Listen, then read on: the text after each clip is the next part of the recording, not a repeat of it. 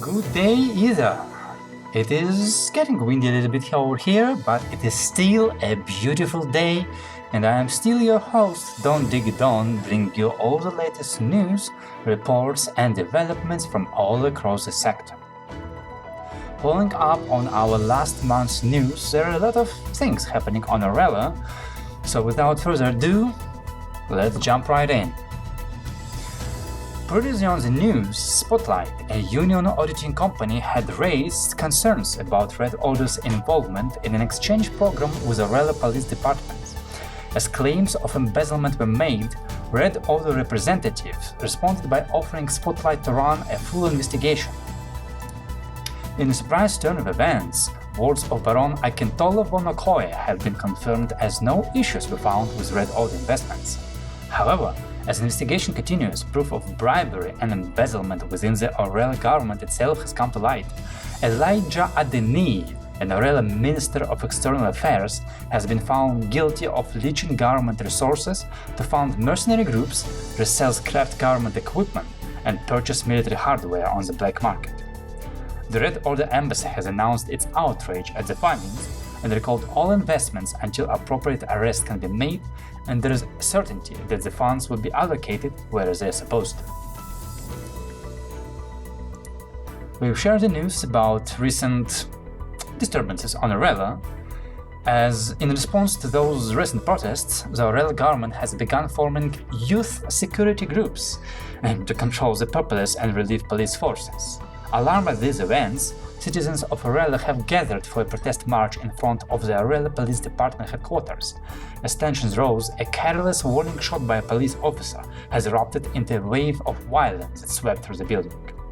While news of wounded and missing people keep being updated, there have been 34 officers and 12 civilians wounded in the protest, with the Orrello Police Department headquarters having been completely destroyed by the fire.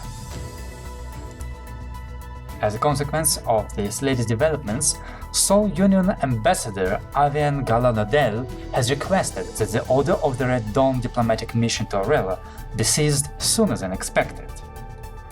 In these volatile times, it is prudent that we foresee any possible case for confrontation and remove it, lest further violence is incited. I extend my thanks to my colleague Baron Okoye for his efforts in rooting out the corruption on Orrello. Yet, during current tensions, it is only sensible that any catalyst for further societal calamity be precluded. Baron Okoye has expressed agreement on the matter, although no comment has been offered on how this will affect Red Order interest on Orrello or whether there are any plans to return. Moving over towards the Horizon territory, we have had an industrial accident happen at Swarga, New Horizon, as an explosion at the local magic distribution station has led to disruption of ley lines. This has caused multiple Spellforce eruptions at the nearby industrial center. Thankfully, the incident has occurred at night with no casualties, but the resulting damage to local transportation docks and production facilities will take weeks to restore.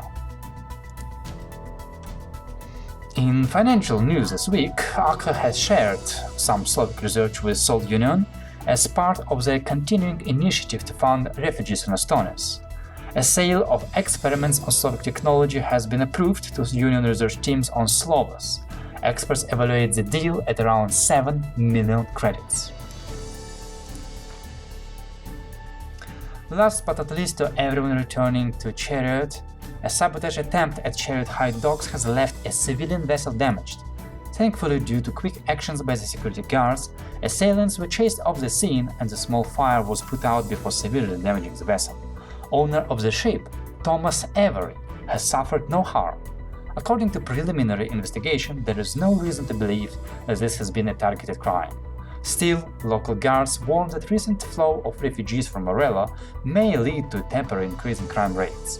Also, citizens are advised to be on lookout for undesirables.